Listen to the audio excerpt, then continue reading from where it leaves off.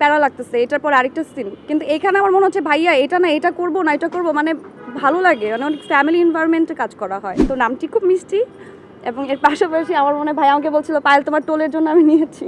কেউ না কেউ মিল পাবেন আপনাদের নিজেদের চরিত্রের সাথে কিংবা নিজেদের ফ্যামিলির সাথে। কাজ তো কাজই, আমার কাছে সব কাজই সবসময় সমান, সেটা সিরিজ হোক, সেটা ধারাবাহিক নাটক হোক, সেটা এমনিতে একক নাটক হোক কিংবা সেটা যেটাই হোক না কেন, আমার কাছে কাজটা মূল বিষয়। আমি প্ল্যাটফর্মে করছি, সেটা থেকে ইম্পর্টেন্ট হচ্ছে আমার অ্যাক্টিংটা, আমি সেখানে সবসময় মনোযোগ দিয়ে করার চেষ্টা করি। ওই জায়গা থেকে আসলে আমার এই কাজটি করার, এবং অসম্ভব সুন্দর একটি সুইট গল্পটির নাম হচ্ছে আমাদেরই গল্প। এবং আপনারা এই নামের মধ্যে কিন্তু বুঝতে পারছেন যে এটার মধ্যে আসলে আমাদের সবার মিল আছে। সবাই যখন দেখবেন কেউ না কেউ মিল পাবেন আপনাদের নিজেদের চরিত্রের সাথে কিংবা নিজেদের ফ্যামিলির সাথে।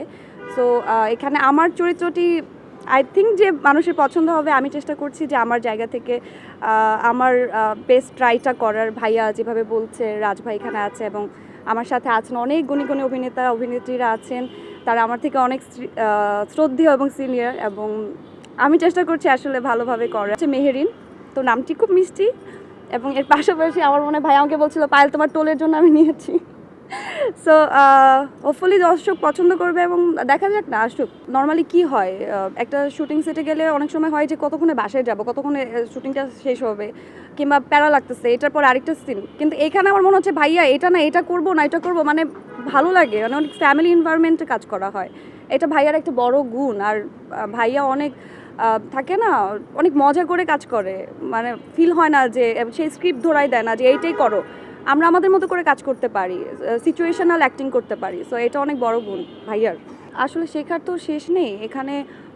একটা প্লাস যে এখানে অনেক গুণী অভিনেতা অভিনেত্রীরা আছেন যারা আমার থেকে অনেক সিনিয়র, এবং এখানে রেগুলার কাজ করছি, একটা পরিবার হয়ে গেছে এখানে অলরেডি। সবার সাথে একটা ভালো সম্পর্ক হচ্ছে, কাজেরও বাইরে আমরা, যেমন আমি আপুর সাথে খুব সুন্দর করে সে আমাকে একটা জিনিস এনে বলছিল যে পায়লা আমরা ভাগ করে খাই। সো এটা একটা বন্ডিং যে তৈরি হচ্ছে, এবং শেখার তো মানে বয়স থাকে না এবং শেষও থাকে না, তো শিখছি।